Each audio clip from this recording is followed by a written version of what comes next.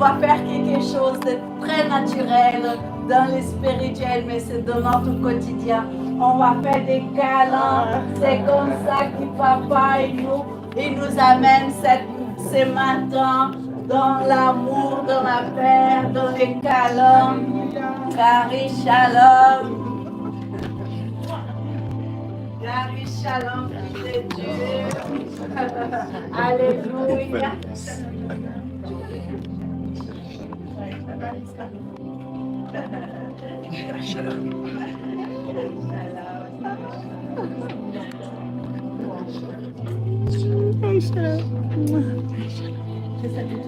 Gary Shalom, c'est Dieu.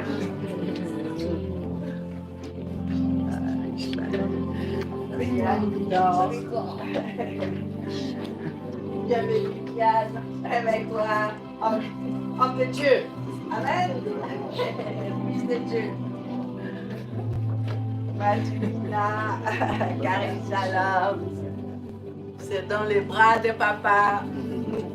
Nous faisons ce que papa il nous fait toujours.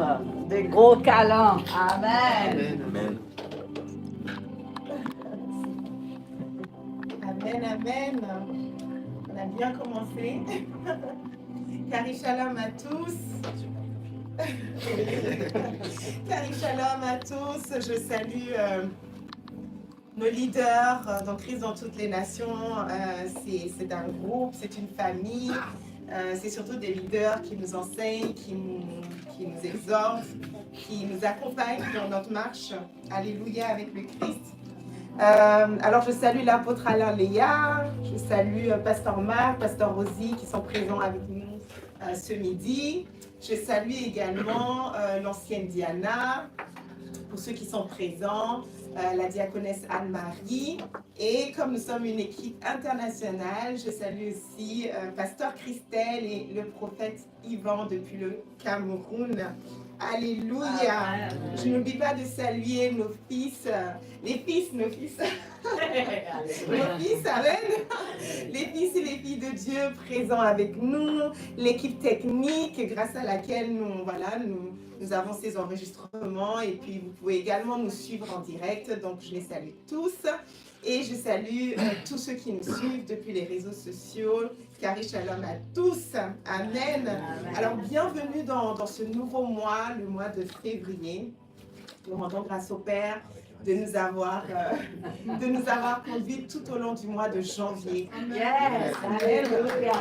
Nous pouvons acclamer. Nous sommes en bonne santé, malgré les challenges. Voilà, nous entrons dans ce mois de février rempli de confiance, de force. Alléluia, parce que nous savons qui nous sommes. Tout au long du mois de janvier, on a parlé de l'identité. Il ne faut surtout pas l'oublier, nous rentrons dans un nouveau mois, mais l'identité est là. Et nous marchons dans cette identité. Alléluia. Dans notre nouveau mois. Dans notre nouveau mois. Amen. Alors, ce mois de février, le thème, c'est la danse de la Trinité. L'union avec la Trinité, où nous allons faire l'expérience de notre inclusion dans la communion divine. Amen. Amen. Yes. Et je vais commencer par lire le dévotionnel de ce jour, 2 février, le cœur du Père. Tiré de 1 Jean, alléluia, 1 Jean, chapitre 3, verset 1, qui se lit comme suit. Voyez quel grand amour le Père nous a prodigué pour que nous soyons appelés enfants de Dieu. Au cœur de la danse de la Trinité se trouve l'amour initiateur du Père. Jean ne se contente pas de dire que Dieu nous aime. Il dit qu'il nous a prodigué son amour. Le mot suggère l'abondance, l'extravagance, voire l'excès. Amen. Amen. Il ne s'agit pas d'un amour mesuré et prudent, mais d'un amour qui dépasse les bornes. Pensez à un père qui apprend à son enfant à danser, le soulevant sur ses pieds pour qu'ils puissent bouger ensemble. Notre participation à la vie de la Trinité ne consiste pas à tout faire correctement, mais à laisser le Père nous guider dans l'amour. Amen. Son plaisir n'est pas dans notre performance, mais dans notre présence. Amen. L'appel de Dieu à ce que nous le glorifions est une invitation à trouver la joie dans sa présence. L'amour du Père ouvre un espace où nous pouvons nous réjouir en lui, tout comme il se réjouit en nous. Amen, amen, amen. Alléluia. Nous rendons grâce au Père pour ce merveilleux message dans lequel le pasteur Marc va continuer, va de nous guider. Alors j'invite le pasteur Marc au pupitre. Amen.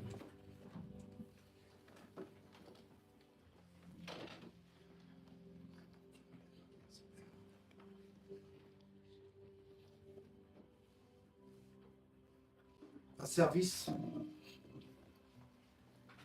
ne pourrait pas avoir lieu, ne pourrait commencer sans rendre hommage, sans rendre gloire à notre Dieu et Père. Amen. Père de notre Seigneur Jésus-Christ, notre Seigneur, notre Roi, mais notre frère également. Un service ne pourrait pas commencer ou continuer à être ce qu'il est, sans évoquer la présence du Saint-Esprit qui demeure en chacun de nous, en nous et partout. Amen. Et de rendre gloire à notre Père d'avoir rendu ça possible. Amen. À travers son œuvre infinie, grande, qui provient même qui est son amour, Amen. celui qui l'a prodigué en abondance, à l'excès, à toutes et tous, et à tout. Ce qui se vit au cœur même de l'être Dieu, que nous nommons la Trinité, cet amour durable, éternel, a été prodigué sur chacun d'entre nous, dans toutes les générations, dans tous les âges, et sans mesure, ou à la parfaite mesure de Christ. Donc, à la mesure de l'œuvre de Dieu. Alléluia. Donc, un service ne pourrait continuer si nous ne nous rappelions pas, ou si nous ne citions, ou si nous ne contemplions pas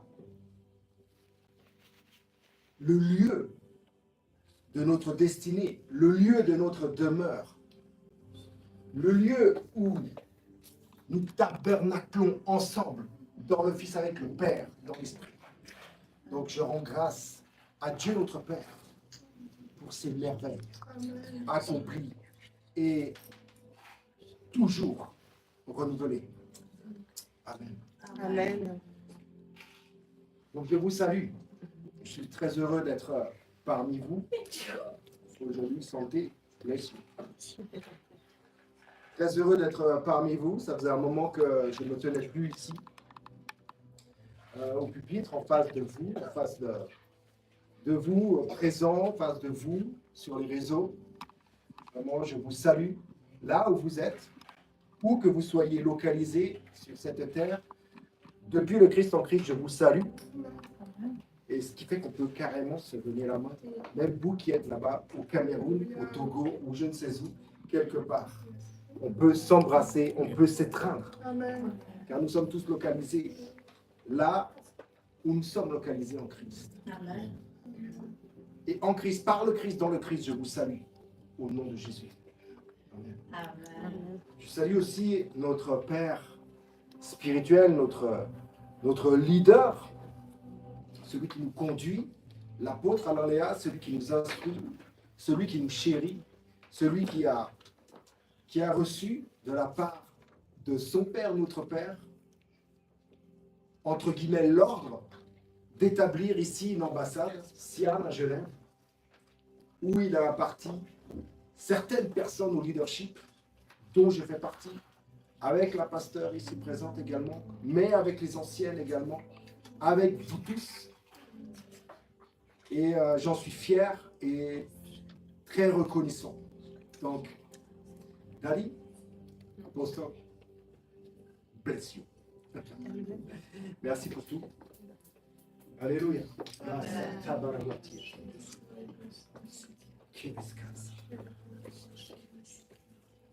Alléluia.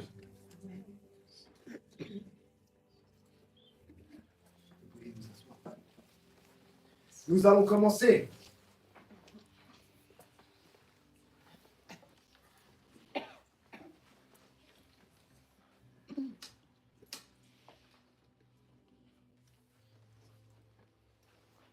La danse de la Trinité, comme nous l'a rappelé notre bien-aimée ancienne Christelle, est le thème de ce mois, mais est un thème carrément éternel.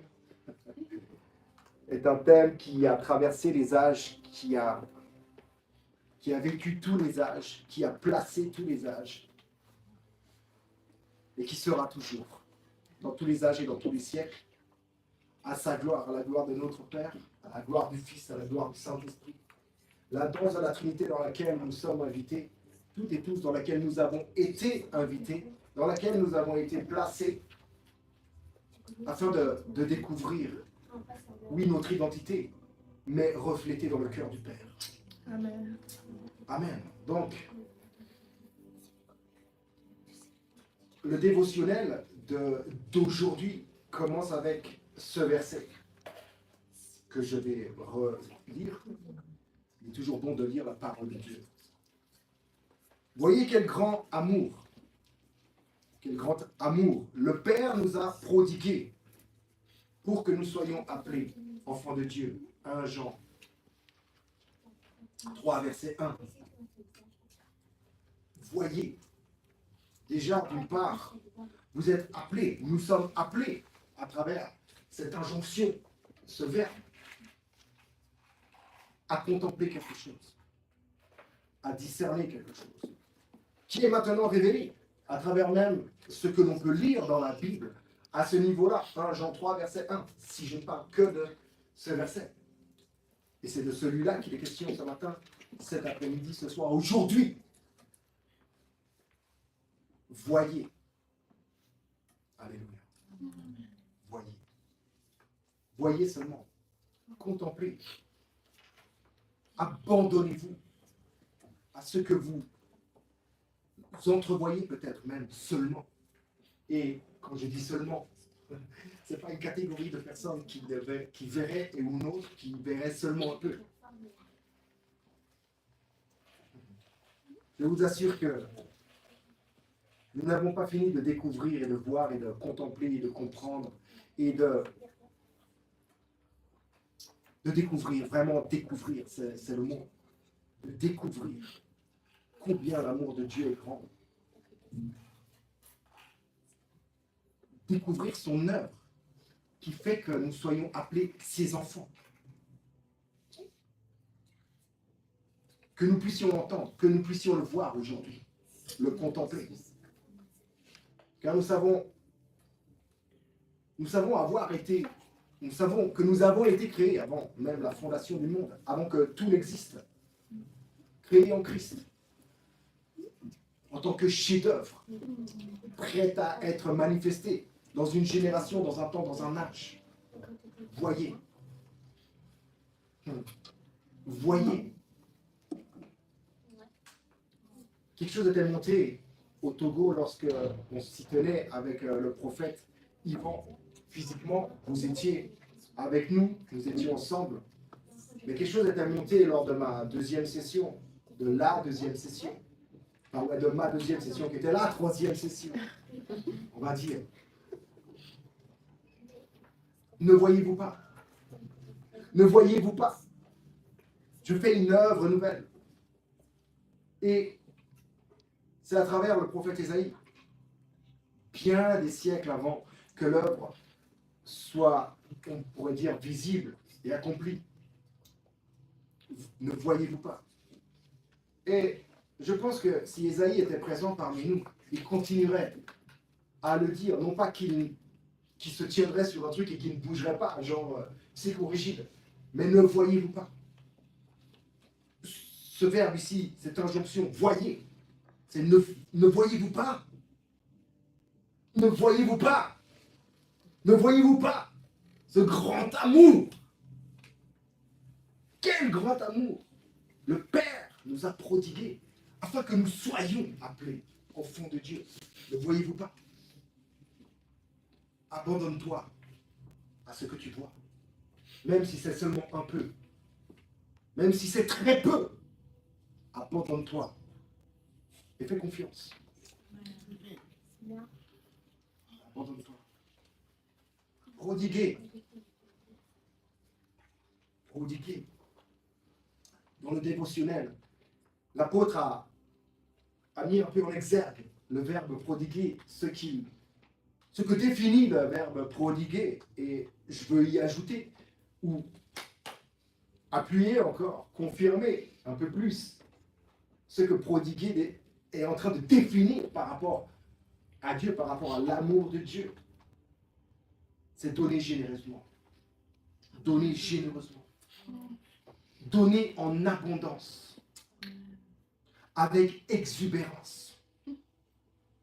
Avec exubérance. Dieu est exubérant. Notre Père est une personne exubérante. Divinement exubérante. Une personne exagérée dans son amour qu'il prodigue, dans les soins qu'il prodigue. C'est exagéré. Pour certains même. Pour certains. Et toujours. Mais à l'époque, Paul l'avait dit. Pour certains, c'est folie. Et pour d'autres, c'est scandale. Cet amour est folie. Est une folie scandaleuse pour les hommes.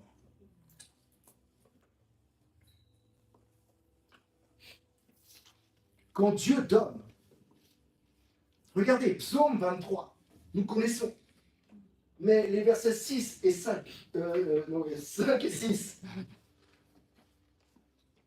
qui peut trouver Psaume 23, versets 5 et 6? Merci.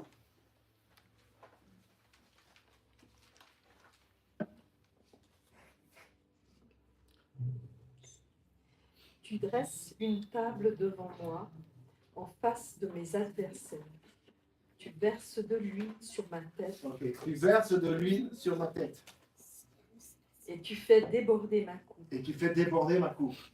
Oui, le bonheur et la grâce m'accompagneront. Ah voilà. Le psalmiste. Le bonheur et la grâce m'accompagneront. Ok. Dans un futur. Tous les jours de ma vie. Tous les jours de ma vie. Dans un présent. Et l'espérance. Ça, c'est l'espérance. C'est ce qu'on appelle l'espérance. C'est pas l'espoir.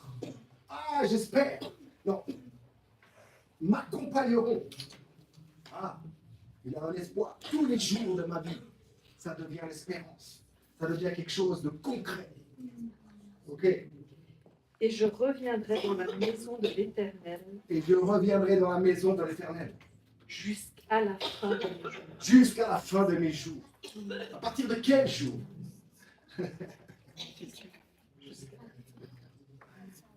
Quand Dieu donne, ça coupe des bords.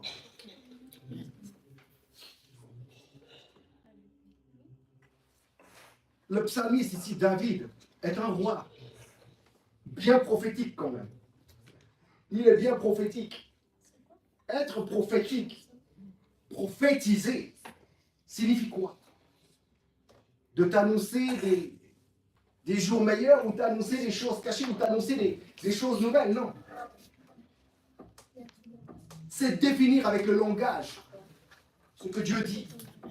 Amen. Ici, c'est Dieu même qui parle. Quand Dieu donne, sa coupe déborde. Elle déborde. La coupe, il oint ma tête d'huile et ma coupe déborde. Il est la tête. Christ est la tête. Nous sommes le corps. Nous sommes la coupe. Nous sommes le vase. Amen. dans lequel se trouvent tous les trésors cachés de la connaissance et de la sagesse. Nous sommes ce vase, nous sommes cette coupe.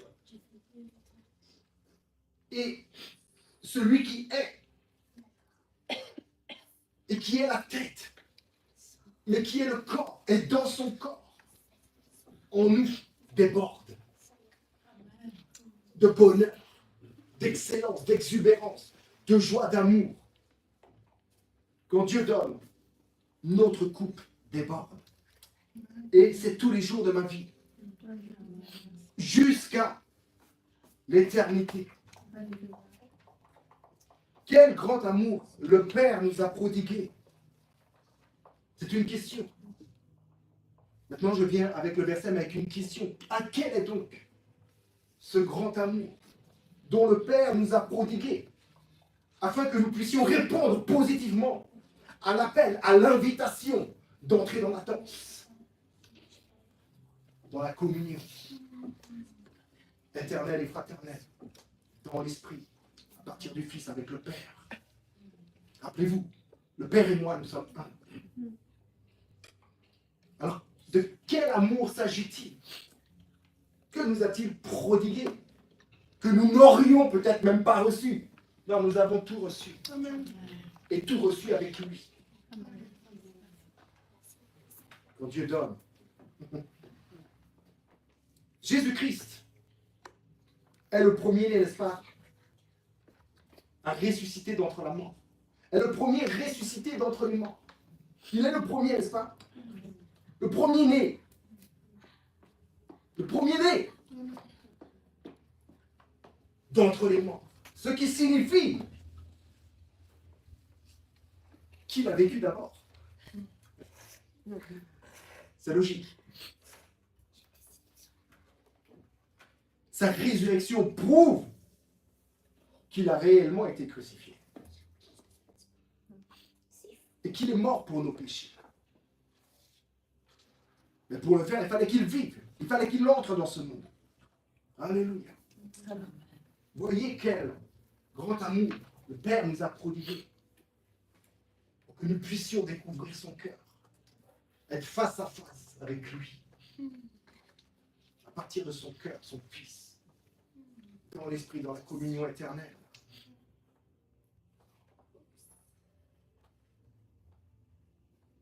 Son sacrifice. Ah, le sacrifice du Fils. Ouais. Rappelez-vous, Dieu était en Christ. Dieu était en Christ. Ce qui signifie que Dieu, le Père, Dieu, le Fils, Dieu, l'Esprit, était en Christ, corporisé. Jésus, là. Jésus de Nazareth. Son sacrifice. Le sang de Dieu. Certaines versions, dans certains endroits, est le sang de Dieu. Son sacrifice nous a non seulement purifiés de nos péchés, mais il nous a aussi réconciliés avec notre Père. Donc, avec notre identité. Car c'est notre Père qui donne notre identité. Et nous savons qu'il est notre Père, donc nous reconnaissons notre identité. Donc s'il nous réconcilie avec lui qui nous donne l'identité, nous sommes réconciliés avec nous-mêmes. Et si tu es réconcilié avec toi-même, tu es réconcilié avec tous ceux qui ont ton identité, les humains. Ton identité. Une tête, un tronc, 4 membres. Et tout le reste. Gloire à Dieu, merci. Il nous a réconciliés. Son sang nous a lavés des péchés, effacé l'acte, les règles qui nous tenaient sous la condamnation. Il a effacé. Il n'a pas seulement couvert, il a effacé. Mais en l'effaçant, cela nous a ouvert les yeux, nous a ouvert le cœur au fait de voir que Dieu nous a réconciliés avec lui-même. Et que nous avions un sérieux besoin de réconciliation. L'amour que Dieu prodigue, afin que nous soyons appelés enfants de Dieu, afin que nous puissions reconnaître que nous sommes appelés enfants de Dieu. afin que nous puissions nous abandonner au fait que nous soyons appelés enfants de Dieu, que nous sommes enfants de Dieu.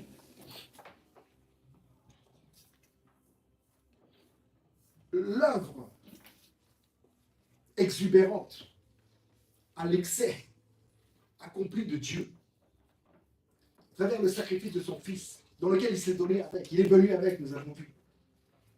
Il n'était pas séparé. Nous a donné le titre d'enfant de Dieu. Que tu le reconnaisses ou pas en vérité. Ceux qui l'ont accueilli. Ceux qui l'ont accueilli. À quel niveau?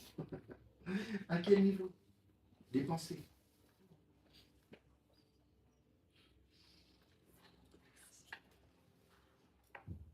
Il est écrit dans le dévotionnel, l'amour du Père a ouvert un espace où nous pouvons nous réjouir. L'amour du Père a ouvert un espace où nous pouvons nous réjouir. En lui. Tout comme il se réjouit en nous. Amen. La joie du Seigneur est ma force, n'est-ce pas? Un espace. Tu es l'espace. En entrant dans le monde, Christ déclare à son Dieu, à son Père, tu m'as formé un corps. Dieu a créé un espace. Dieu a créé un espace de liberté pour nous réjouir librement, en fait. Sans compromis, sans confusion, sans attente, sans besoin même de se réjouir. Juste. Parce que lui se réjouit. Je me réjouis. Et cette joie est ma force. Cette joie est ta force. Amen. Mais pas ta force pour créer ou produire des choses.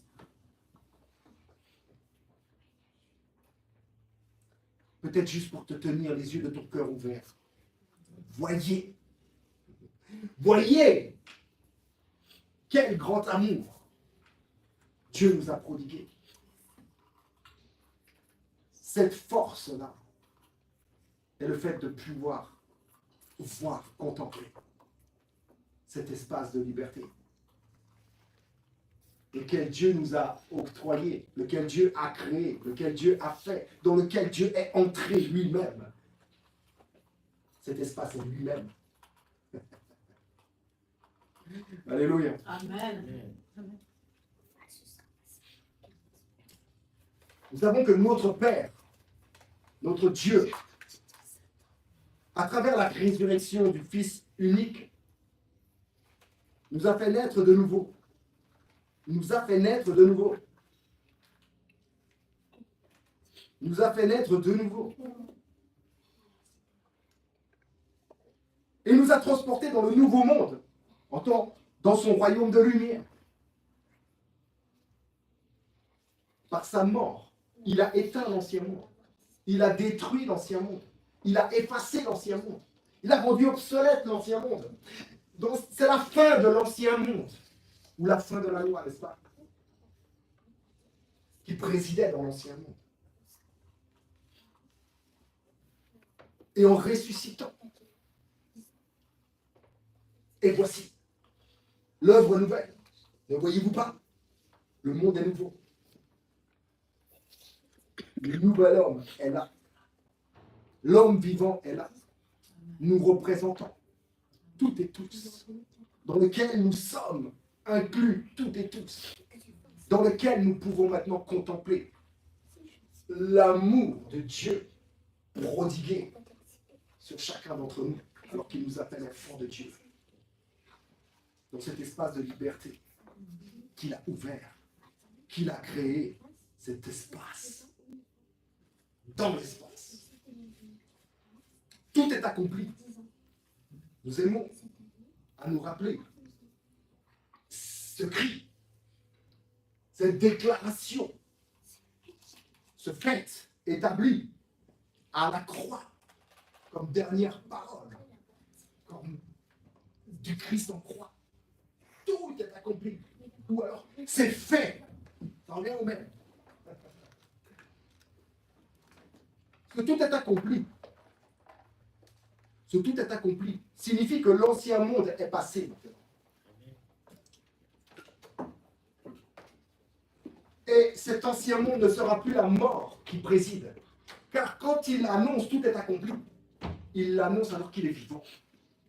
Il n'est pas mort et qu'il se relève et maintenant il est ressuscité, relevé, ressuscité et qui va nous dire tout est accompli maintenant. Non. De son vivant.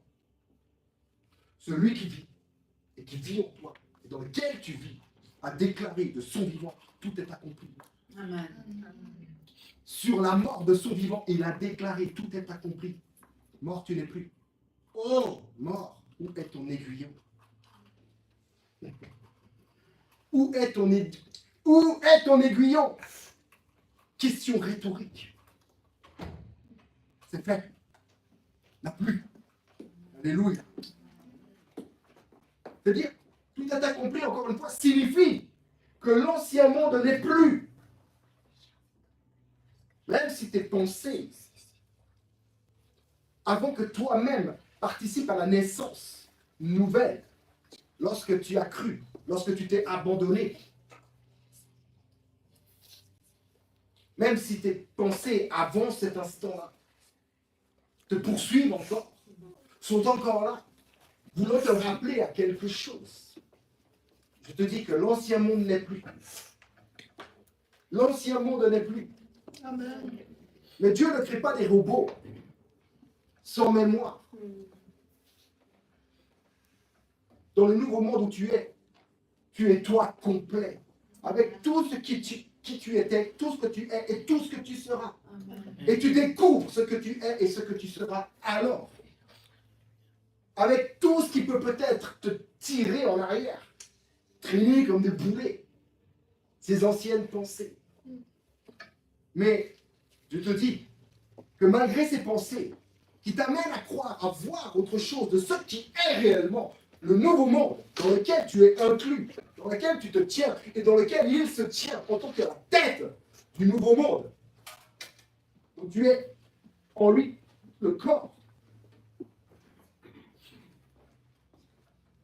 Je t'assure que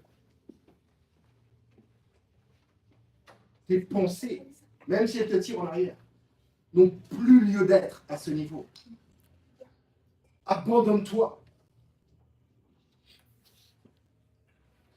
Quand Dieu dit soyez réconciliés, c'est dans le fait de abandonne-toi. Abandonne-toi simplement. Oh mon fils bien-aimé,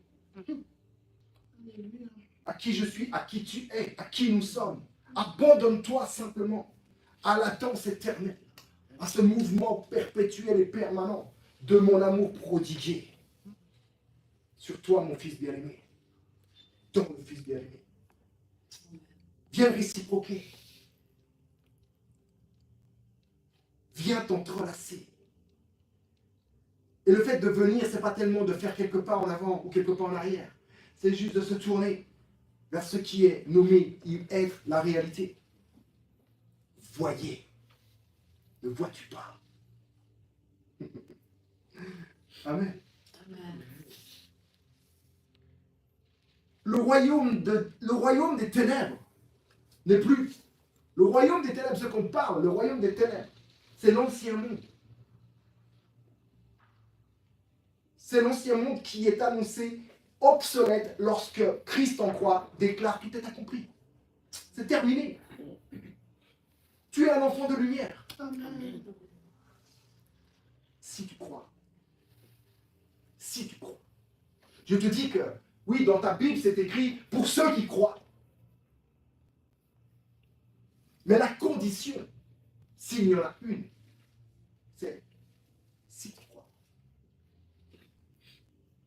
Le fait de ne pas croire n'annule pas l'œuvre. C'est si tu crois.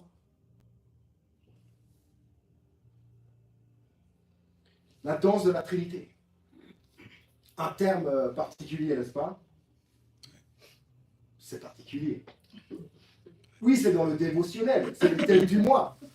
La danse de la Trinité. Et ce n'est pas la première fois qu'on entend le terme. Mais ce n'est pas un terme nouveau. C'est un terme, un vieux terme de plusieurs siècles, même millénaires. Dans le premier millénaire de cette ère. Ce sont les pères de l'Église au IVe siècle qui ont pour la première fois symbolisé la communion koinonia, la communion éternelle entre le Père, le Fils et le Saint-Esprit comme étant une danse. Ce sont les pères de l'Église au IVe siècle qui ont défini ça ou qui ont symbolisé cette communion comme étant une danse, la danse de la Trinité. Et ils ont défini ce terme en l'appelant périchorésis, qui en soi définit une sorte de mouvement perpétuel, d'enchevêtrement, de quelque chose de, oh, la danse de la Trinité. Quelque chose qui nous absorbe, qui nous prend, qui nous donne, quelque chose qui de très beau. Périchorésis. Ils l'ont défini par ce mot, qui définit en fait la communion éternelle du Père, du Fils et du Saint-Esprit. Koinonia, qui dans un terme assez simple, koinonia, communion, est que Dieu est celui qui partage toutes choses en toutes choses. Koinonia. 1 Jean, là vous voyez c'était 1 Jean 3, 1, là maintenant c'est 1 Jean 1, 3. On va faire de la dyslexie biblique. Ce que nous avons vu, c'est Jean qui s'exprime. C'est Jean qui appuie le fait, qui maintenant écrit ce qu'il a vu, ce qu'il a prêché partout. Maintenant, il s'assure que nous puissions être au bénéfice de ce que eux-mêmes ont vu et entendu. Alors il l'écrit, sachant que ça allait traverser les âges, jusqu'à aujourd'hui, ce dimanche 2 février, sur lequel un enfant de Dieu, quelque part, allait lire ce témoignage. Ce que nous avons vu et entendu, nous vous l'annonçons à vous aussi. Vous voyez que c'est vraiment l'esprit de la communion. Nous vous l'annonçons à vous aussi. Nous avons reçu toutes choses et nous voulons. Et nous savons que vous avez reçu toutes choses avec nous, avec lui. Mais vous n'êtes pas peut-être encore au courant dans vos pensées étrangères là-bas. Et nous vous l'annonçons. Nous vous l'annonçons à vous aussi. Afin que vous aussi soyez en communion avec nous. Or, va-t-il dire, or, notre communion, notre koinonia, notre danse, notre communion est avec le Père et son Fils Jésus-Christ. Wow. Or, notre communion, il ne va pas dire, oui, c'est dans notre église là-bas, à Éphèse ou je ne sais où. Non. Il n'y a pas un lieu de localité, il n'y a pas une localité particulière émise à ce niveau. Non. Notre communion est avec le Père et avec son Fils Jésus-Christ. Le même qui a écrit ça, a écrit dans son évangile, au commencement,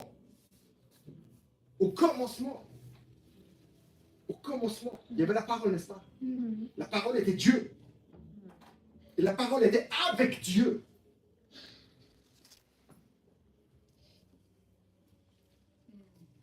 Notre communion avec le Père et avec son Fils. Nous pouvons voir dans Jean 1, 1, cette communion qu'il y avait au commencement, avec, ensemble.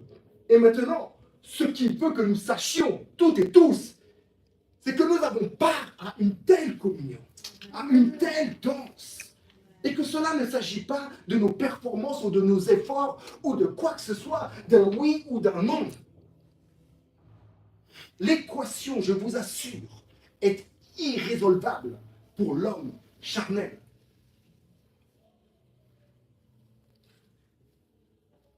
L'équation de son œuvre, s'il y a une équation, mais je crois qu'il y a une équation, Jean 3, 16, c'est une équation à résoudre, mais qui a été déjà résolue par notre Père, par le Fils, par l'Esprit éternel. l'amour de Dieu prodigué. Et maintenant, pas seulement prodigué, maintenant, pas seulement insufflé. T'es pris dedans. T'es dedans. Tu ne peux pas faire autrement. T'es dedans, enchevêtré dedans, complètement infusé dedans. Lui s'est infusé en toi et tu es infusé en lui. Dedans, ma coupe déborde.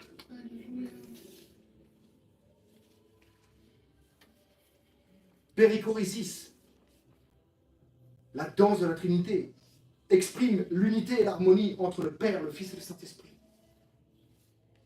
Une danse, une communion parfaite, exprimée dans l'amour.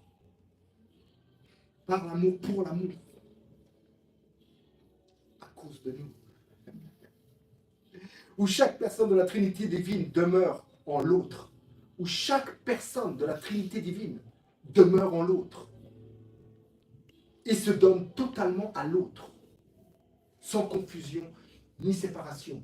Périchorésis. Un vieux terme. Peu connu, malheureusement. Mais dépoussiéré ces derniers temps. Gloire à Dieu. Merci à notre apôtre, Alain Léa, de nous emmener dans ce que lui comprend, dans ce que lui, par l'Esprit de Dieu, perce les mystères de Dieu, de nous emmener dans sa compréhension patristique et de nous faire découvrir ou redécouvrir les vraies traditions apostoliques. Alléluia. Merci. Merci à Dieu pour ce Fils de Dieu. L'humanité entière est invitée à participer dans le Fils à cette danse. L'humanité entière. Il n'y a pas de séparation. Vous avez bien vu, l'un est dans l'autre, l'autre est dans l'un, et ils se donnent tout, ils partagent tout. Comment tu pourrais maintenant définir une personne particulière en dehors de cet enchevêtrement d'amour? Je ne sais pas si vous avez déjà vu des arbres déterrés deux arbres qui ont poussé ensemble. Et maintenant, on va les déterrer, on va les démoter, enlever la terre, etc. Et nous voyons toutes les racines enchevêtrées les unes dans les autres. Il est impossible, si ce n'est de couper les troncs et de brûler l'amas de racines et les troncs autrement, de défaire ce nœud, cet enchevêtrement de racines. Et là, ce n'est pas un arbre physique, mais c'est enchevêtré, telles ses racines.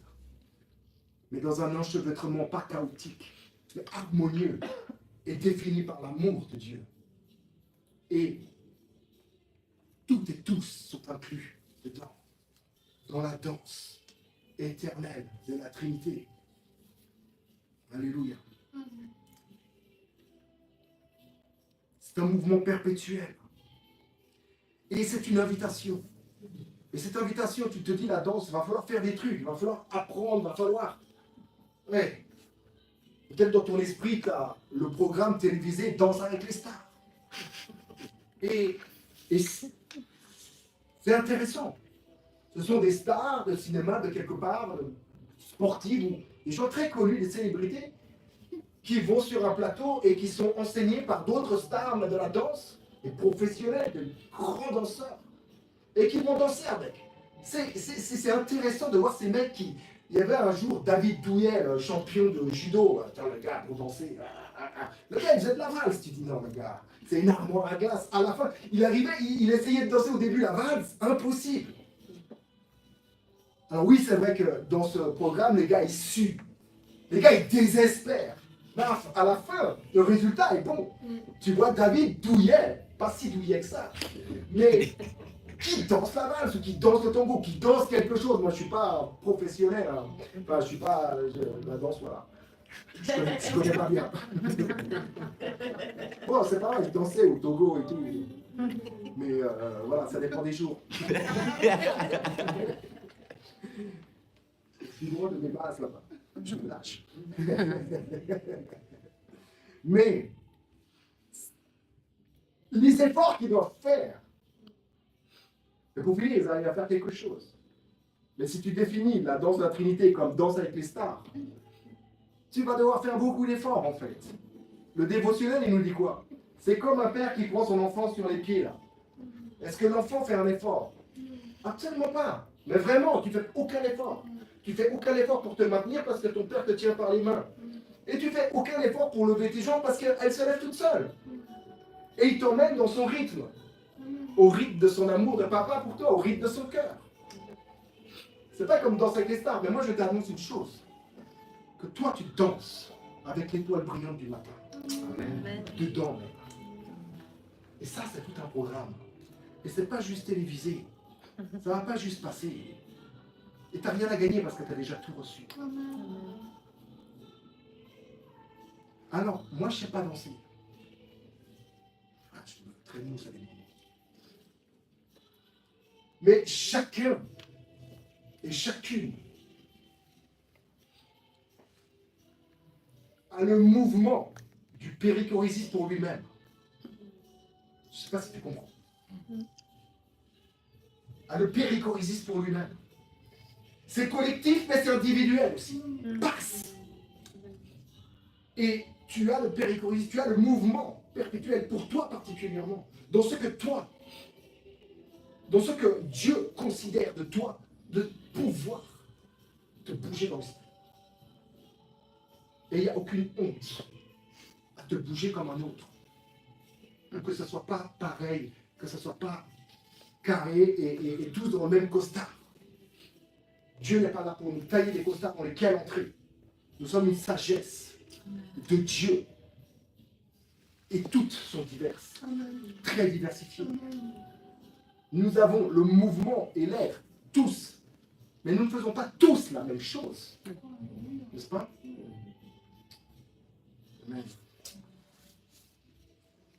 Mais cette danse, cette invitation est une invitation au repos le plus total qui soit. En vérité, c'est une invitation au repos le plus total. Comment je vais faire pour me reposer? Je ne vais pas te résoudre ton équation, mais c'est une invitation au repos le plus total. Mais je peux te lire un verset. 1 Corinthiens 1, verset 30, qui dit « Or, encore une fois, or, c'est de l'or. Or, c'est par lui, donc par Dieu, votre Père, notre Père, le Père. Or, c'est par lui que vous êtes en Jésus-Christ. C'est par lui, c'est pas par toi, c'est par lui. Voyez le grand amour. Voyez le grand amour que Dieu nous a prodigué pour être appelés enfants de Dieu. Or, c'est par lui, c'est par Dieu que vous êtes en Jésus-Christ. Lequel, de par Dieu, lequel Jésus-Christ, de par Dieu, a été fait pour vous, sagesse, justice et sanctification, ainsi que rédemption, rachat à tous les niveaux. Quand le Père donne, c'est à l'excès. Je vous dis ça, c'est le repos le plus total. Tu n'as rien eu à prouver, à faire, à performer pour en être rendu à cet endroit. Tu n'as rien fait, tu n'étais même pas né. Notre Père, en nous plaçant sur ses pieds, en nous tenant par les mains, nous montre les pas et nous entraîne dans une danse éternelle au rythme de son cœur. C'est lui qui bat la mesure. C'est lui qui est la mesure. C'est lui qui est la mélodie, la symphonie. C'est lui l'instrument de tout ton bonheur, de tout ce que tu... C'est lui le chef, le compositeur. Tu es son chef-d'œuvre. Mais pour qu'un chef-d'œuvre existe, soit l'artiste.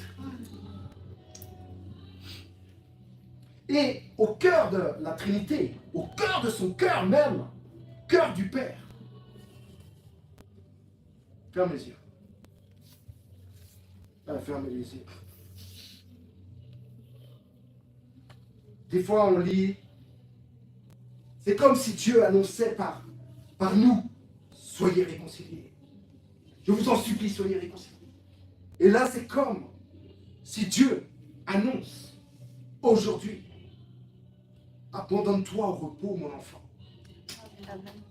Dans la justice, la paix et la joie de ton Père. Abandonne-toi, mon enfant chéri, mon enfant bien-aimé. Abandonne-toi au repos dans lequel je t'ai moi-même placé, pour lequel je t'ai moi-même placé. En qui je t'ai placé, le maître du sabbat, le maître du repos, le Christ là, Jésus, abandonne-toi au repos, mon enfant bien-aimé, dans la justice, la paix et la joie de ton Père. Car c'est mon royaume, car c'est le nouveau monde, car c'est ton monde. Amen. Notre participation à la vie de la Trinité, à la danse éternelle, ne consiste pas à tout faire correctement. On l'a lu. L'apôtre l'a écrit.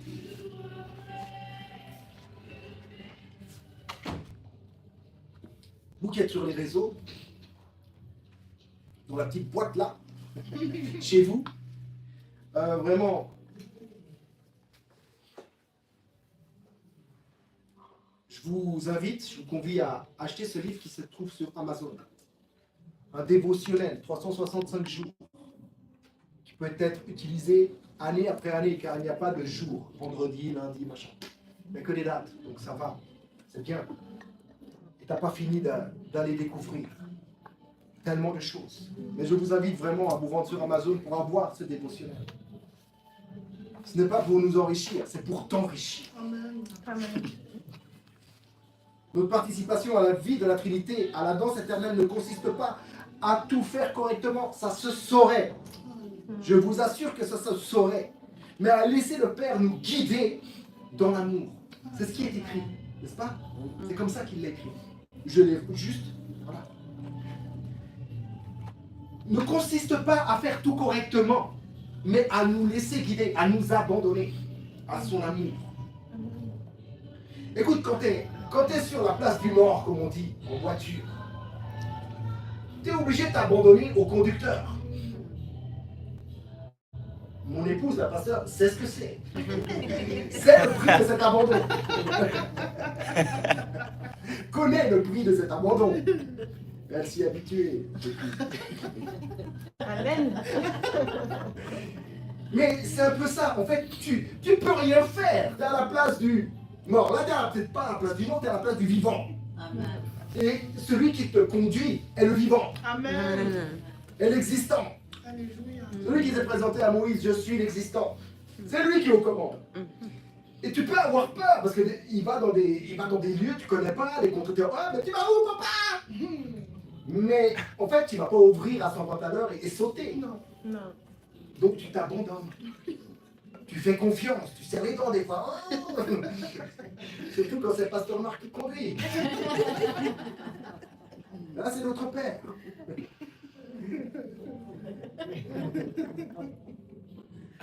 Mais tu es obligé de t'abandonner quelque part.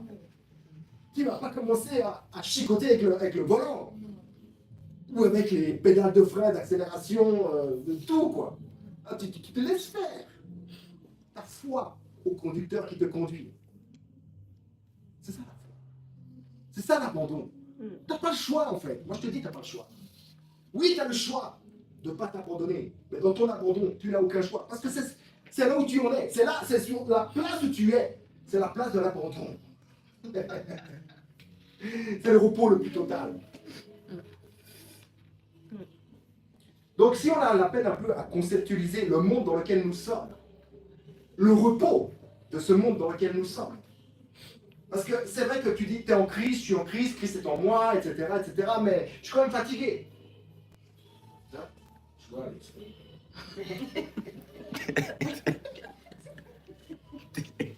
que ça.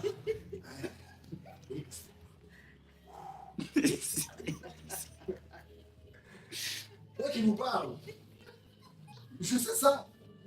Je le connais. Voilà. Ah, on vit sous la pesanteur, hein, quand même. Hein. Elle est tenue par la pesanteur. C'est un certain poids, la pesanteur. Ah, pesanteur. Non, ouais, on va pas les attendre, mais... Bref. Si on a de la peine à conceptualiser le monde dans lequel nous sommes inclus, même bibliquement, parce que dans la Bible, tu vois qu'en fait, la communion, quand tu dis communion, oh, voici la communion, tu ne penses même pas à koinonia, tu ne penses même pas à périchorésis, ce qui a été élaboré, établi plus tard, ce que les pères de l'Église ont dedans, ils sont allés contempler la communion, ils ont voulu comprendre ce que c'était, ils ont voulu contempler ce que c'était, ils ont voulu toucher, ils ont voulu expérimenter ce que c'était, ils l'ont expérimenté et ils l'ont maintenant traduit par un mot périchorésis, que tu n'as pas trouvé dans ta Bible. Et là, maintenant, tu as périchorésis, tu as périchorésis. Et quand même, c'est difficile de conceptualiser périchorésis. Alors, on a fait un dessin, machin, mais encore avec le dessin, c'est compliqué. Bibliquement, je vais te donner quelque chose ce matin pour conceptualiser dans ce que tu as, dans qui tu as été placé et quel est en fait ce repos le plus total dans lequel tu te tiens. Et dans le fait de ne pas avoir besoin de faire tout correctement, juste besoin de s'abandonner. Ok. Tout est accompli, n'est-ce pas? Là, ouais. Écoute. Ainsi furent accomplis le ciel et la terre, avec toute l'armée de ce qu'ils contiennent. Genèse 2, verset 1. On va conceptualiser un tout petit peu le repos. On va conceptualiser un peu le monde dans lequel tu baignes. Dieu nous donne des choses pour que nous puissions avoir une facilité à comprendre, à contempler, à voir, à comprendre un peu. Et c'est là. Ainsi furent achevés le ciel et la terre de la première création, on pourrait dire. Tout est accompli. J'ai dit quoi? Ça nous dirige où le tout est accompli? Dans le nouveau monde. Donc dans le ciel du nouveau monde. Dans la terre du nouveau monde. Mais là, on vient dans Genèse 1 pour conceptualiser. Voilà. Adam, une âme vivante. Oui, nous sommes une âme. Dans tout ce que nous sommes une âme. Nous sommes vivants. Un esprit dans un corps. Alléluia. Mais une âme, avec l'essence, avec tout, la volonté, avec tout. Nous sommes vivants. Ainsi furent accomplis le ciel et la terre, et toute l'armée de ceux qu'ils contiennent.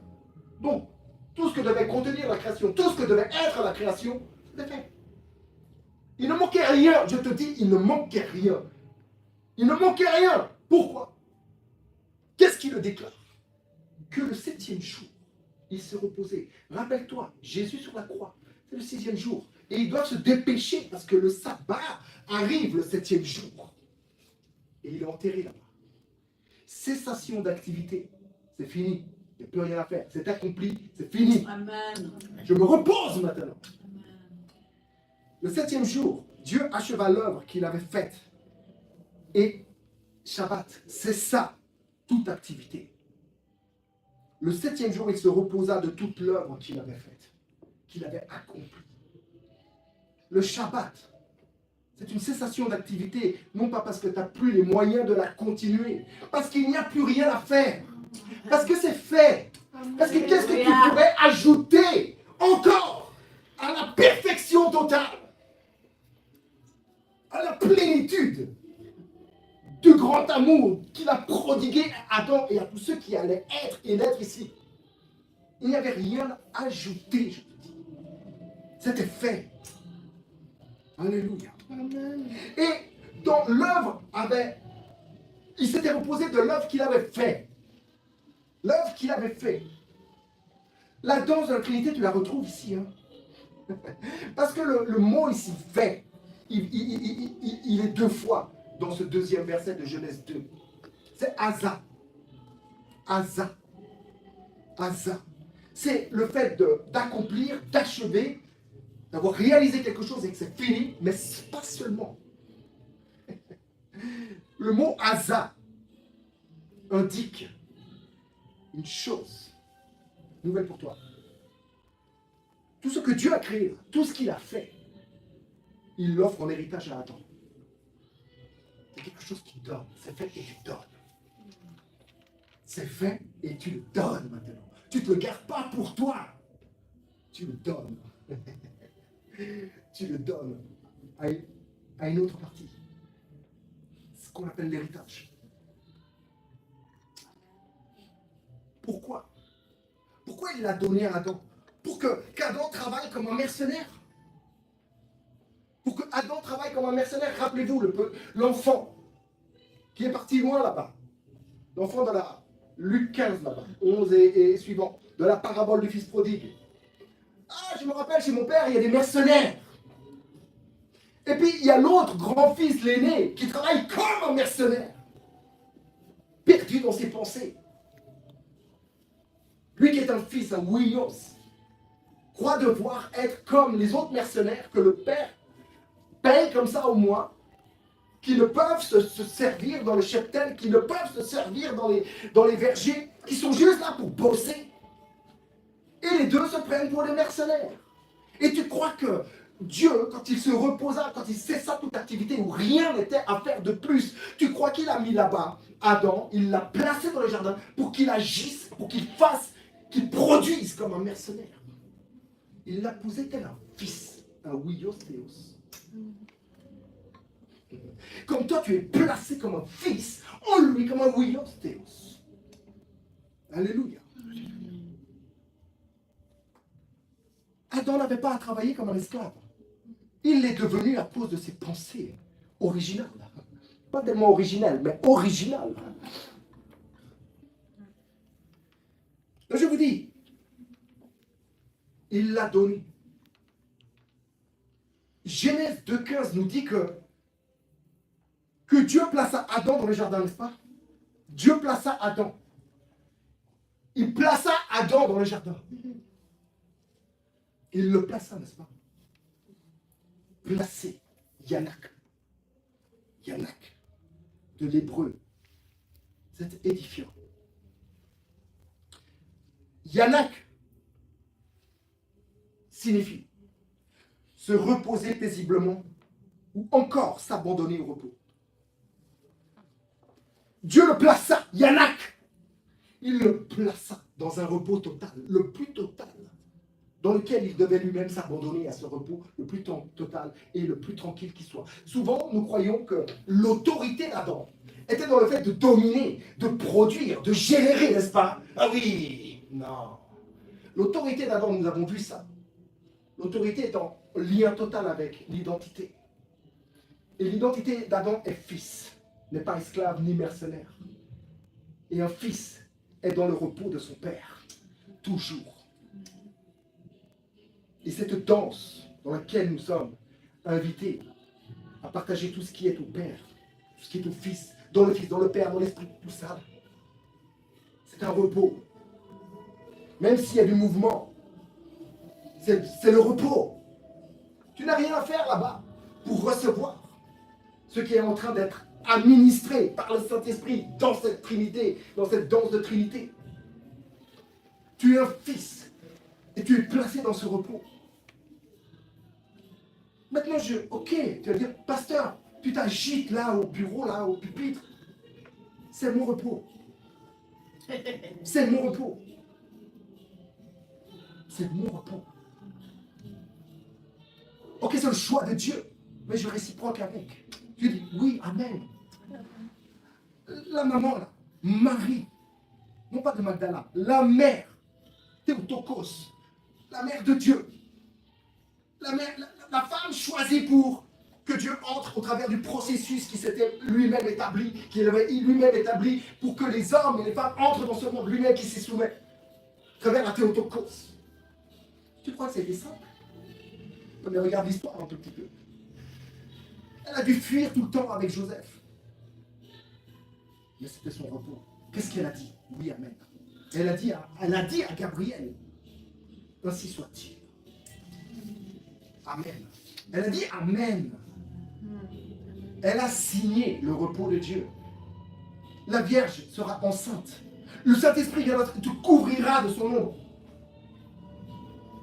Et tu seras enceinte du Sauveur du monde. Qui t'a dit qu'elle a fait un effort? Après, il y a l'accouchement. On est d'accord, les mamans, vous connaissez. Mais elle a dit oui, amen. Elle a dit oui, amen. Elle participe dans le repos. Même s'il y a des épreuves. Il y a des épreuves d'être ici. De se tenir. Et de ne parler que du Fils, et du Fils, et du Fils. C'est-à-dire, si tu parles du Fils, tu parles du Père, tu parles de l'Esprit. Si tu parles du Père, du Fils, de l'Esprit, tu parles de toi aussi. Dans ce que tu es. Et si tu parles de toi, tu parles de tous. Car c'est notre identité, d'être ce que nous sommes. Il y a des difficultés, il y a des épreuves. Je ne parle même pas de l'extérieur. Je ne parle même pas de ceux qui vont... Voilà, je parle de là-dedans. Mais c'est mon repos. C'est mon repos que d'être ici. Je me repose. Et je peux parler sans fin. Malgré que je sois fatigué. Malgré que j'ai des épreuves. Malgré que j'ai des douleurs comme tous. La pesanteur. Malgré que je ne sache pas danser, je danse. Mais pas parce que j'en suis capable. Parce que je suis emmené. Parce que Dieu prodigue tous ses soins, tout son amour sur son enfant bien-aimé. Quand je dis son, identifie-toi. Amen.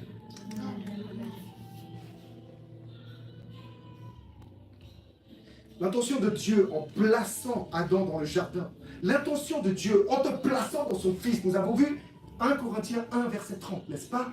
Par lequel nous a placés dans son Fils, lequel est devenu pour nous. Ok? L'intention de Dieu, lorsqu'il plaça Adam dans le jardin, n'a pas changé. Il est le même hier, présentement et éternellement. Son intention n'a pas changé. L'intention de placer Adam pour qu'il s'abandonne au repos qui était déjà établi là, à travers la cessation d'activité totale et définitive. L'intention de Dieu, en plaçant Adam dans le jardin, n'est pas de le voir travailler. D'ailleurs, Dieu lui-même, Elohim, a cessé de travailler. Il a cessé son œuvre, elle est accomplie, c'est fait. Hasard, il l'a donné, donc c'est fait. Donc il y a le repos, quand il le donne, le repos vient avec, oui ou non. Il laisse le repos de côté, puis il dit, maintenant tu vas bosser. Jesus Christ. Ça, c'est les pensées séparées, dans la séparation. Je te dis. Lui-même, Elohim, a cessé toute forme d'activité. Donc, Adam, quelque part, doit y participer. En fait, l'intention de Dieu, en plaçant Adam là-bas, c'est qu'il participe pleinement à la cessation d'activité et à la jouissance totale de tout ce qu'il pouvait découvrir, sentir, goûter, entendre, voir et percevoir encore avec un sens plus profond, spirituel, de ce qu'est la création, de qui est Dieu, car toute la création parle de Dieu. Le jardin indique un espace. Nous avons lu avant dans le dévotionnel. Dieu ouvre un espace. Le jardin indique un espace où la liberté et le repos nous invitent à l'abandon. Tu es invité à l'abandon. Il a créé un espace, il a ouvert un espace dans lequel tu peux t'abandonner. Alléluia. Amen. Et regardez, Dieu considéra tout ce qu'il avait créé. Il considéra. Voyez, Dieu voit, Dieu regarde, Dieu considère tout ce qu'il avait créé et que dit-il? Cela est très bon. Et voilà son héritage. Voilà l'héritage qu'il donne à Adam, Hazak. Il le place là, il le donne. Ce qu'il donne, ce n'est pas des miettes. C'est très bon. C'est très très bon. On va entrer. Très bon. Ou comment Dieu prodigue son amour à Adam. Là où tu es, c'est plus encore que très bon. Mais ça, c'est juste pour définir, pour conceptualiser un tout petit peu. J'espère que ça vous place en tant que, pas fils d'Adam, mais dans vos pensées là-bas étrangères, vous vous en souvenez. On a vu, nous, des fois, on les traîne encore un peu. Beaucoup. Ça dépend. Ça dépend que de toi, en fait. Ça dépend pas de Dieu. Ça dépend de toi, de ce que tu veux traîner là. Tirer encore, machin, revenir encore là-bas. Ah, Jesus. Bien super. Mais bon, on va pas faire de la morale.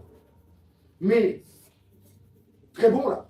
Dieu définit sa création comme étant... Maintenant, dans le très bon, c'est ce que les mots ils disent. C'est ce que les mots ils disent. Mais je ne vais pas vous dire les mots. Peut-être après, si vous êtes sage. Dieu définit sa création comme étant une source d'abondance et de bonheur éternel absolu. Très bon. Dieu définit, considère sa création comme étant son héritage, comme étant une source d'abondance et de bonheur éternel absolu. La même puissance, le même amour, la même sagesse que Dieu a générée lors de la création soutient et se concentre maintenant dans toute la création. Quand je te parle, ok, ça on parle de la première création. Essaye de contempler un peu la nouvelle création dans laquelle tu es placé en tant que créature nouvelle. Là, je t'aide à conceptualiser avec des choses terrestres. Okay, ça, c'est terrestre. C'est Genèse. C'est terrestre. Hein, il fait sortir l'eau. C'est terrestre. Mais alléluia. Et tu vois que déjà terrestre, on est déjà dans des mesures. Dans des mesures démesurées. De bonté, d'abondance.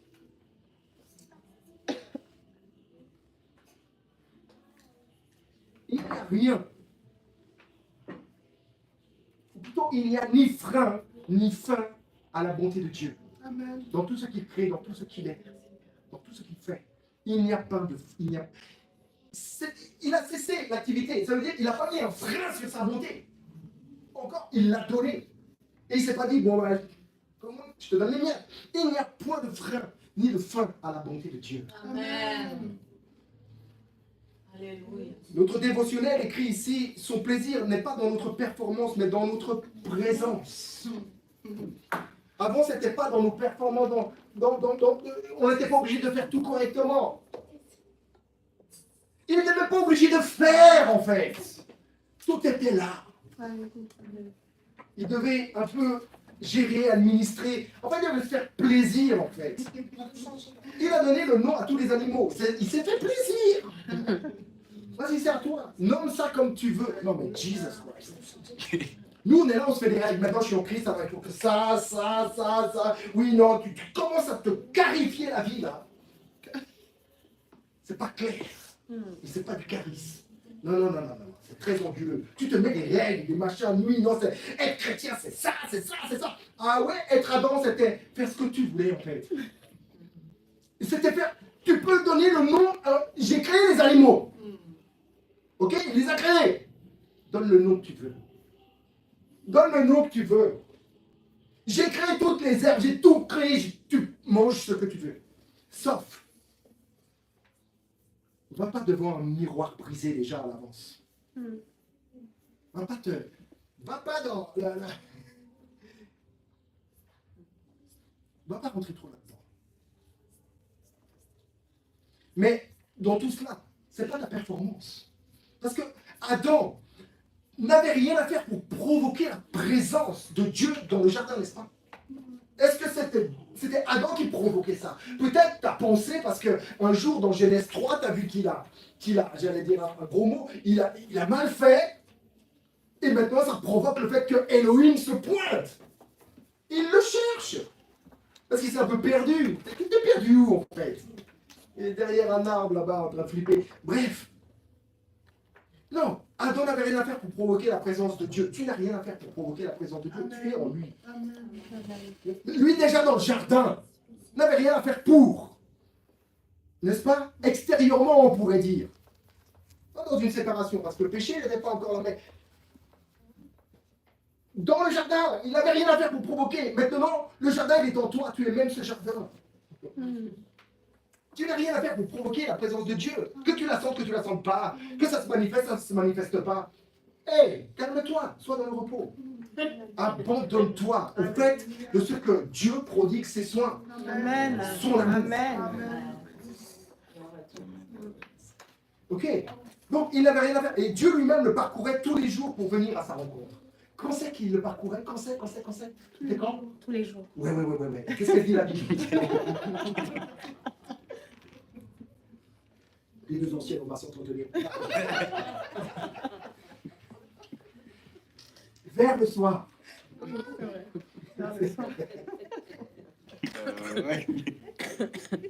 Vers le soir. Dieu, comme un souffle, se meut dans le jardin. Dieu, comme un souffle, se meut dans le jardin. Parce que vers le soir, je te donne les mots que c'est. C'est Ruach, Yom. Ruach, le souffle de Dieu, l'esprit de Dieu. Vers Ruach, le soir, Yom.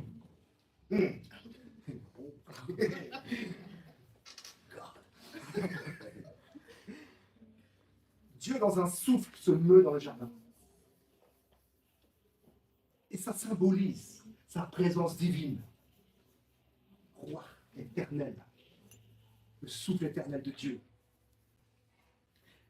Et l'expression, je te dis, vers le soir, ne se limite pas au temps humain. Autant que toi, tu t'es dit vers le soir. Ça devait être vers 6 heures. Ah, c'est ça. Vers le soir, c'est vers 6 heures, vers 19 heures, vers 18 heures, vers 17 heures, ça dépend. Si c'était une poule ou pas. Le soir des poules, c'est plus vers 17 heures, je crois. Bref. Mais l'expression vers le soir ne se limite pas au temps humain, mais évoque une temporalité éternelle. Yom. Où passé, présent et futur se rejoignent. Je suis l'existant, dit-il à Moïse, n'est-ce pas? Exode 3, 14. Je suis l'existant, celui qui existe. Et cette éternité-là, vers le soir, cette temporalité, ce temps divin, ce temps éternel, là, défini par ce mot Yom, le soir, et Alléluia, est exprimé en Hébreux 4, verset 7. Aujourd'hui, Dieu fixe un jour nouveau qu'il a appelé aujourd'hui. Et si vous entendez le souffle de sa voix dans votre cœur, n'endurcissez pas votre cœur, comme au jour de la révolte. Combien de révoltes nous avons par jour? Nous, on pense à la révolte là-bas, quand ils ne sont pas rentrés au Canaan, à les bougres, tout ça. Non. Au jour de la révolte. Au jour de ta crise, là. On connaît.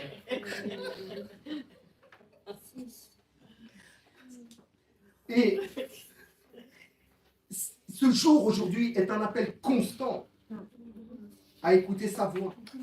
C'est pourquoi, Hébreux 3, versets 7 et 8, c'est pourquoi, selon ce que dit le Saint-Esprit, vers le soir, Ruach, la présence de Dieu, Ruach, dans le jardin, symbolisant le vivant éternel là.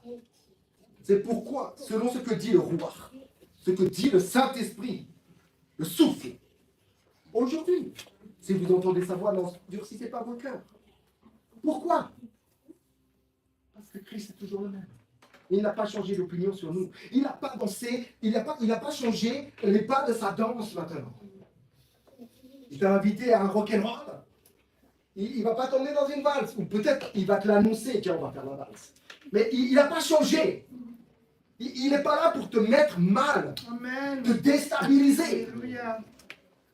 Ah non, mais j'allais à gauche maintenant. Ah, attends, je vais à droite, pouf, le gars il tombe. Non. Il ne change pas. C'est pas comme Adam, il est tombé, il n'a pas fait ouais, mais c'est fini. Il n'a pas changé d'opinion sur son fils Adam. Oui, au théos. Il ne change pas. Il est toujours le même. Tu es dans le aujourd'hui. Et si tu entends le Saint-Esprit, ce aujourd'hui, danse. Danse comment? Comme seul ton père t'a appris à danser. Si tu veux te danser, si tu veux te lever et danser, je sais pas, fais-le. C'est pas moi qui vais le faire, en tout cas à ta place, et pas pour ma place non plus. Moi, je ne vais pas danser comme ça. Mais certains dansent. Certains expriment des choses. Alléluia. Dans cet aujourd'hui, le passé n'est plus. Si Dieu fixe un aujourd'hui, c'est que le passé n'est plus. Il ne fixe pas un hier. Il ne fixe pas un demain. Il fixe un aujourd'hui. Le passé n'est plus. Tout est là. Tout est là, je te dis. Tout est là pour comment dire, te mouvoir avec lui. Alléluia.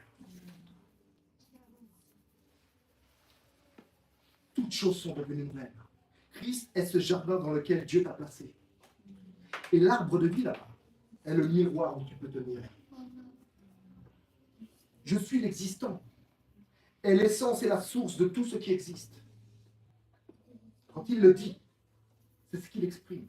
Je suis la source de tout ce qui existe, de tout ce qui est. J'en suis l'essence et la source. Et il est lui-même dans tout ce qui existe. On a vu ça avec les dons, tout ça. Il est lui-même dans tout ce qui existe. Il est tout ce qui existe. On a chanté avant.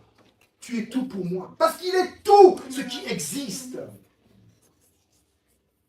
Et il ne donne rien en dehors de ce qui existe.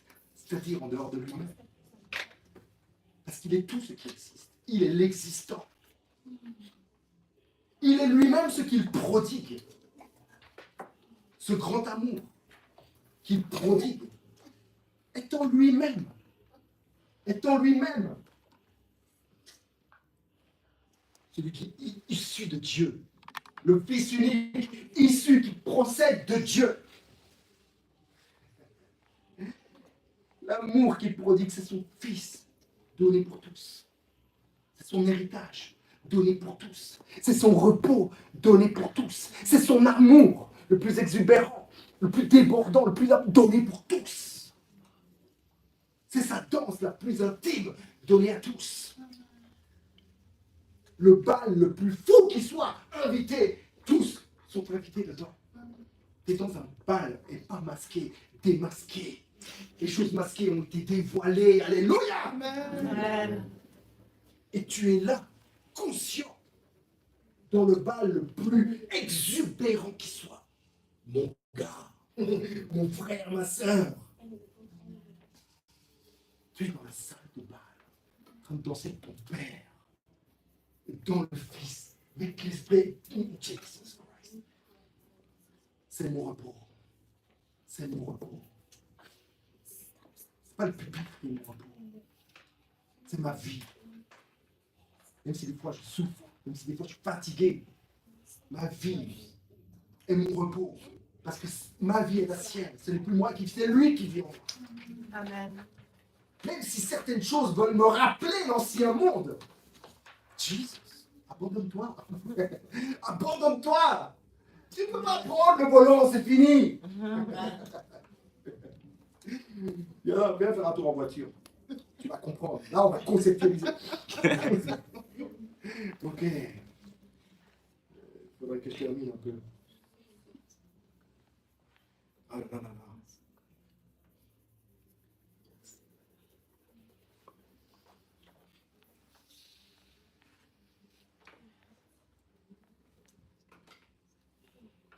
Le cœur du Père, sa présence, est maintenant rendu accessible dans le Fils et administré ou encore révélé par le Saint-Esprit qui est tout en tous et partout à la fois. Et Tite, la lettre à Tite 1, verset 2, Paul nous dit, celui qui vous appelle, Dieu, celui qui vous appelle est quoi? Il est fidèle. Pitsis, ça vient de croire aussi, c'est la foi, pitsis, croire, fidèle, c'est le même mot. Il a foi en ce qu'il dit, en ce qu'il accomplit, en ce qu'il a promis. Celui qui vous appelle est fidèle, et c'est lui qui accomplira cela. Ah, je me suis trompé. Non, cette vie, donc cette danse, nous a été promise de toute éternité par le Dieu qui ne ment pas. Cette vie, Tite 1, verset 2, nous dit que cette danse, cette vie dans la Trinité, cette vie trinitaire, dans le bien-aimé, nous a été promise de toute éternité, avant même la fondation de quoi que ce soit, avant même. par le Dieu qui ne ment pas. Et s'il a promis de toute éternité, c'est que ce qu'il promet, il l'accomplit, n'est-ce pas? Et c'est si ce qui a été promis là-bas, on pourrait dire, pour nous c'est là-bas comme ça. C'est pas pour maintenant remplir et accomplir sa promesse pour te placer là quelque part. Non, c'est pour te ramener là-bas. Là où la promesse a été faite. Au commencement, c'était la parole de Dieu. C'est là. C'est au commencement. Au commencement des commencements. Qu'on ne sait si ça a commencé comment. Et c'est là. C'est là où la promesse a été faite. Avant la fondation du monde. De toute éternité. C'est là que tu es. Avant les éternités. C'est là que tu es. Pour toute l'éternité. Et tu danses. Tu te réjouis. Tu communies. Tu reçois. Tu t'abandonnes. Alléluia. Et si Adam avait pris des temps réguliers dans la prière contemplative, parce que c'est ce que nous invite aujourd'hui aussi, au niveau de la pratique, d'avoir des temps de prière contemplative. N'est-ce pas? De ce qui vient d'être dit, de ce qui a été lu, de ce qui est dit, de ce que vous maintenant contemplez, de ce qui monte maintenant. C'est un temps que vous prenez pour contempler. Vous voyez ce grand amour. Vous le voyez, même un tout petit peu, même par. Mais si Adam avait pris des temps réguliers, et si moi je prenais des temps réguliers dans la prière contemplative, face à face, avec mon miroir véritable, je n'essayerais pas de devenir ce que je suis déjà. Et lui non plus. Il n'aurait pas essayé de devenir ce qu'il était déjà. C'est là où tu es dans le repos. Parce que ce que tu l'es par grâce. Amen. Et la grâce de quoi? De tes parents? Non, de Dieu. Amen. Et pourquoi tu vas essayer de débloquer ou de produire une autre grâce pour devenir peut-être quelque chose qui, dans ton illusion, dans ton imagination, paraît quelque chose de meilleur pour Dieu? Des fois, on est dans des économies tellement bizarres. Je t'assure, dans ce qui est en train d'être partagé aujourd'hui t'amène assez d'images à ton imagination pour contempler et t'abandonner dans cette contemplation. Défini seul par ton Père, tu as un temps, un rythme unique dans lequel tu participes. C'est unique. C'est collectif, mais c'est unique également. Gloire à Dieu. Nous sommes juste invités, je vais finir avec ça, nous sommes juste invités à croire. Nous sommes juste invités à croire en son amour somptueux, dit l'apôtre Alléluia. Nous sommes juste invités à croire en son amour somptueux. Invités à croire. Ça va? Ça va? J'ai fini. Invité à croire. Ok. Il est possible, n'est-ce pas, de ne pas croire que 2 et 2 font 4. C'est possible de croire que 2 et 2 font autre chose que 4. Et de ne pas le croire, vous savez bien que ça n'a aucune incidence sur le résultat. Ça sera toujours 4.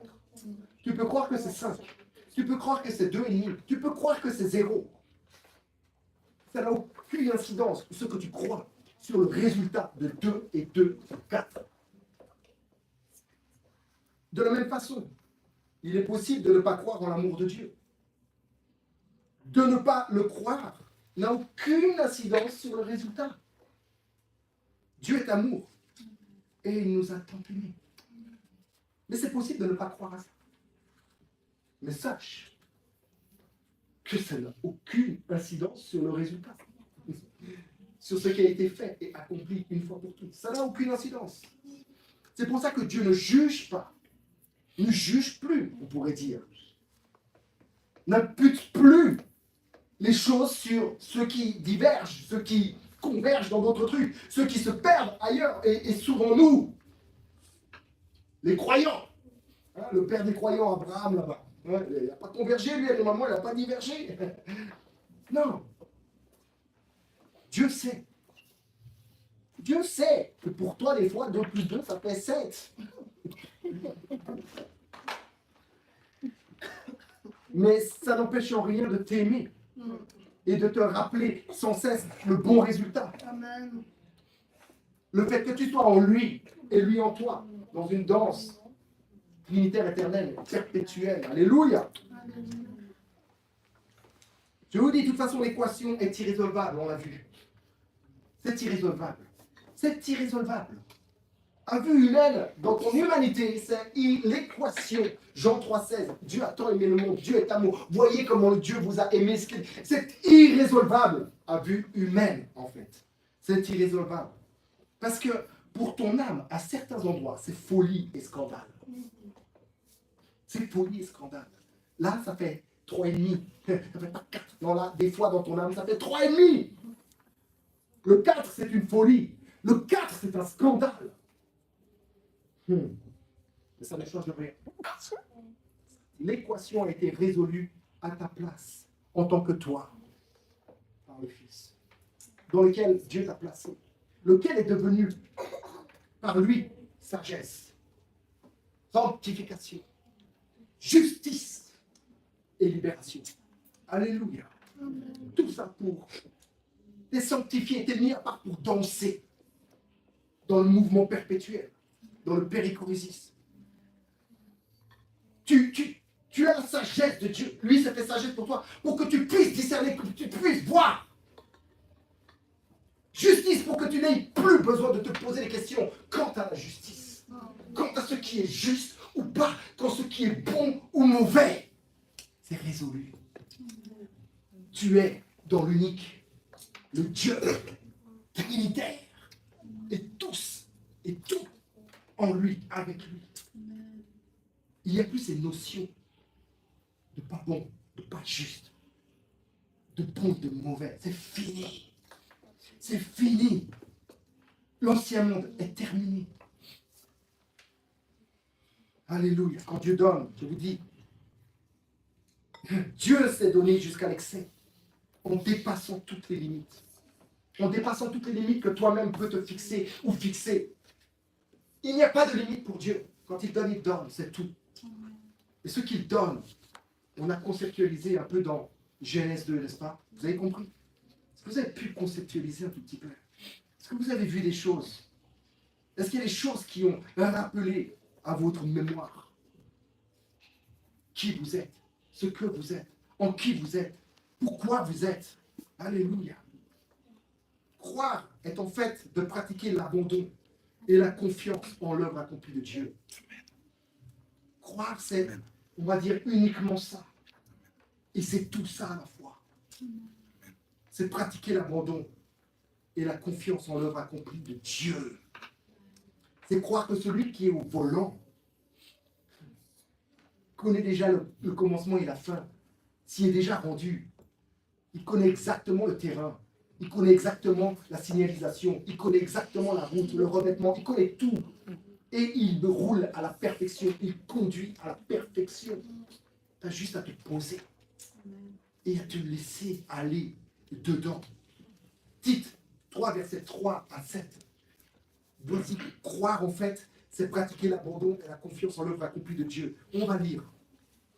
Car nous aussi, nous étions autrefois insensés, désobéissants, égarés, asservis à toute espèce de convoitise et de volupté, vivant dans la méchanceté et dans l'envie, dignes d'être haïs et nous haïssant les uns les autres. Nous aussi, dans l'ancien monde. Voilà ce qu'était l'ancien monde.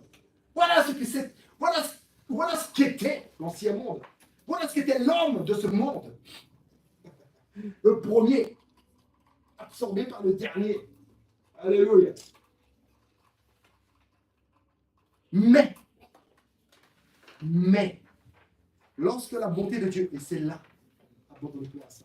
Abandonne-toi à ces quelques lignes, à ces quelques phrases. Mais lorsque la bonté de Dieu, notre Sauveur, et son amour pour les hommes ont été manifestés, il nous a sauvés, manifestés. En quoi ça s'est manifesté? Au fait qu'il est entré dans le monde. Au fait qu'il soit incarné, qu'il se soit soumis au processus même qu'il avait établi pour que tu entres dans ce monde. Il s'y est soumis. Et voici son amour s'est manifesté. Alléluia. Il s'est manifesté pour qui? Pour les hommes. Il nous a sauvés. Non à cause des œuvres de justice que nous aurions faites, mais selon sa miséricorde, sa bonté, par le baptême de la régénération et le renouvellement du Saint-Esprit. Alléluia. Qu'il a répandu sur nous avec une abondance démesurée, exubérante, par Jésus-Christ, notre Sauveur, afin que justifiés par sa grâce, nous devenions en espérance, et on a vu tout à l'heure l'espérance, pas l'espoir, c'est quelque chose de présent, d'accompli dans le passé, de présent maintenant, une fois pour toutes, et d'avenir. Alléluia. Et c'est quelque chose dans lequel tu participes. Afin que justifié par sa grâce, non pas par les... Nous avons vu là, par sa grâce, par son œuvre à lui, son œuvre par laquelle nous sommes appelés enfants de Dieu, devenions héritiers de la vie éternelle. Voyez, les enfants, voyez quel amour le Père nous a prodigué pour que nous soyons appelés enfants de Dieu. Amen. Amen. Vous pouvez vous lever.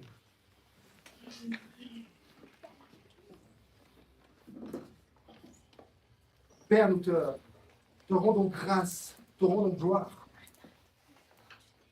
Nous reconnaissons encore aujourd'hui, et nous voyons encore aujourd'hui ce grand amour que tu nous as prodigué afin d'être appelés tes fils et tes filles, des enfants de Dieu.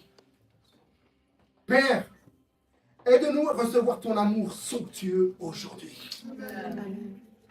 Je prie, et ce n'est pas une prière, c'est une prière de reconnaissance, parce que je reconnais qu'il est mon aide, qu'il est mon tout, qu'il est mon conducteur, qu'il est celui qui conduit, qui amène toutes choses à sa fin merveilleusement bien. Et c'est lui qui le fera. 1 Thessaloniciens 5, 24. Donc je le reconnais. Et dans cette reconnaissance, je dis, Père, aide-moi à participer dans le fait de recevoir ton amour afin de venir danser avec toi aujourd'hui. De danser avec toi. C'est pas de venir. Le fait de venir, c'est pas des pas. C'est juste d'ouvrir les yeux et de voir que papa te tient par les mains et que tu as ses pieds sur ses pieds et qu'il danse et qu'il se réjouit et qu'il te voit en train de te réjouir et parce que tu te réjouis, il se réjouit en toi et tu te réjouis en lui et c'est la joie et c'est ta force. Alors aide-nous à participer, Père, à ta joie totale, la plus exubérante. Libère-nous d'essayer de mériter ce que tu donnes gratuitement. Père, libère-nous, libère ton peuple, libère tes enfants, Seigneur, d'essayer de mériter. Oh Seigneur, libère-nous de la méritocratie, de la méritologie, de la science de mériter. Père, cette science de mériter appartient au monde ancien, c'est passé. C'est par grâce. Le nouveau monde, c'est par grâce. C'est par grâce. C'est par grâce. C'est par grâce. Justifié par grâce. Aimé par grâce. Tout aimé. Aide-nous, Seigneur. Libère-nous d'essayer de mériter ce que tu donnes gratuitement, Père. Permets-nous de nous reposer dans tes délices. L'Éden, c'est le jardin des délices. Et c'est pour ça que j'ai fait un petit peu là. Alléluia. Aide-nous à voir, à discerner par ta sagesse en nous le repos dans lequel nous sommes. Ce jardin des délices qui est toi, qui est en Christ, qui est Christ. Alléluia. Et d'avancer au rythme de ton cœur. Amen. Que l'amour de Dieu, la grâce qui sont en Jésus-Christ et la communion du Saint-Esprit soient avec vous tous. Amen.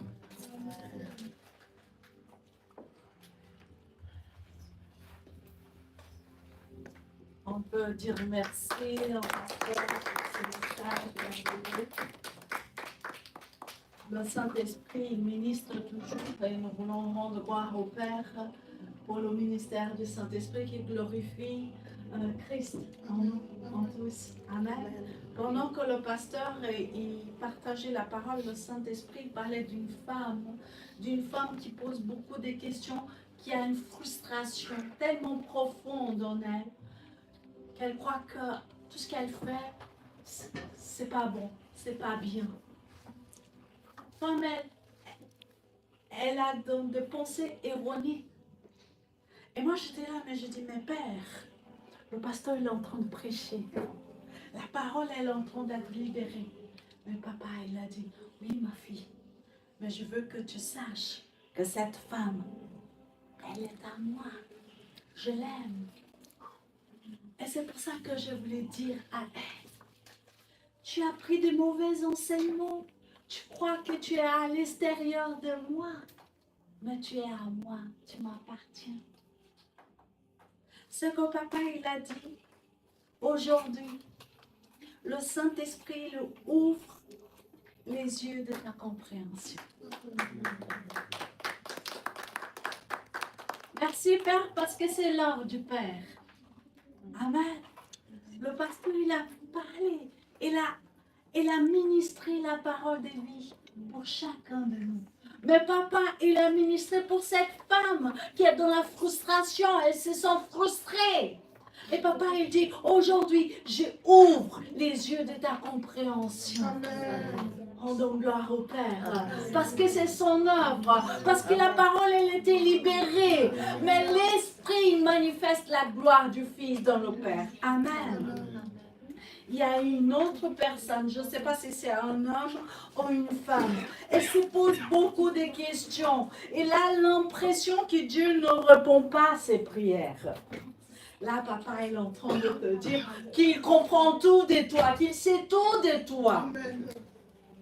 Il nous fait voir, comme le pasteur il a dit, il nous fait entendre. Alors rassure-toi, tu as entendu tes prières. Peut-être tu ne comprends pas les réponses, mais tes prières sont en Christ pour toujours. Amen. Gloire au Père. Hein? Je rends gloire à papa parce qu'il parle toujours. Amen. Amen. Merci Père pour ton esprit qui éclaire tout en toi, dans ton âme. Et vous pouvez se connecter à un des leaders de Sian. Vous qui avez eu ces questions que tu ne trouves pas de réponse. Vous pouvez aller plus loin avec les leaders de Sian. Je parle à tous qui sont connectés. Amen. Il y a une femme qui a très mal au genou, une douleur atroce. Le Seigneur, il bénit ce qui est déjà fait en Christ. Je libère juste ce que papa il a déjà fait 2000 ans. Tes genoux sont rétablis en Christ. Amen. Amen. Reçois simplement. Il y a une personne qui a de fortes douleurs à la tête, des migraines. C'est tellement douloureux et fatigant, mais le Seigneur, il libère ta tête de ces migraines par son amour, sa grâce. Je suis juste le porteur de la parole parce que ça fait 2000 ans que Dieu nous a guéris.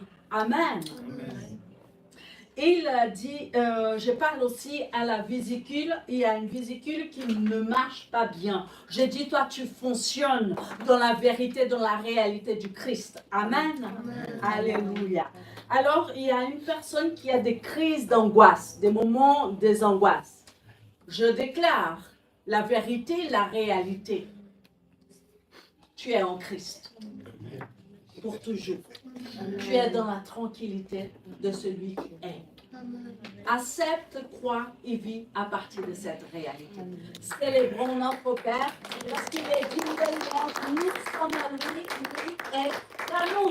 Amen. Je passe la parole à la fille de Dieu, l'ancienne Christelle. Vous êtes bénis tous en Christ. On vous aime. Amen, amen. Alors, je vais faire quelques annonces. Donc, nous aurons la conférence, notre conférence annuelle qui se déroulera du 1er mars au 6 avril sur le thème « La liberté de performance ». Donc, notre leader, le directeur général de Christ dans toutes les nations, l'apôtre Alain Léa sera présent pour nous conduire dans ce temps. Amen. Nous vous donnons rendez-vous Alléluia. tous les jeudis et tous les dimanches ici à l'ambassade Siane de Genève, 124, route de Chancy, où nous aurons la grâce d'être enseignés. Alléluia. Proskuneo, donc notre proskuneo, notre temps de veillée, de prière, de louange, d'adoration. Édition numéro 2 aura lieu du 15 au 16 mars. Alléluia. Donc, bloquez ces 2 jours dans votre agenda. Il y aura une veillée de prière, des temps de louange, d'adoration, de parole, de connaissance.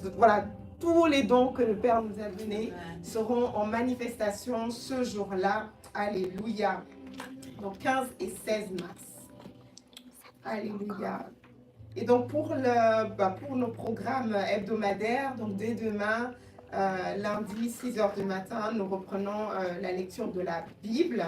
Alléluia. Donc dès 6h du matin.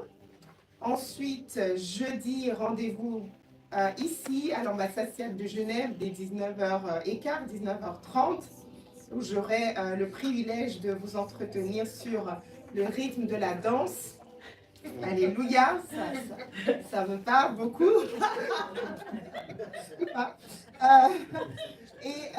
Vendredi matin, samedi matin, nous aurons également le privilège, la grâce d'écouter Pasteur Christelle et le prophète Yvon qui enseignent dès 6h du matin.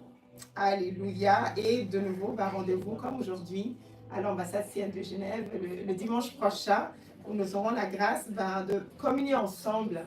Amen, amen, amen. Donc, je vous souhaite un très bon dimanche. Profitez bien de la famille, de vos proches et on se dit à la prochaine. Bon dimanche.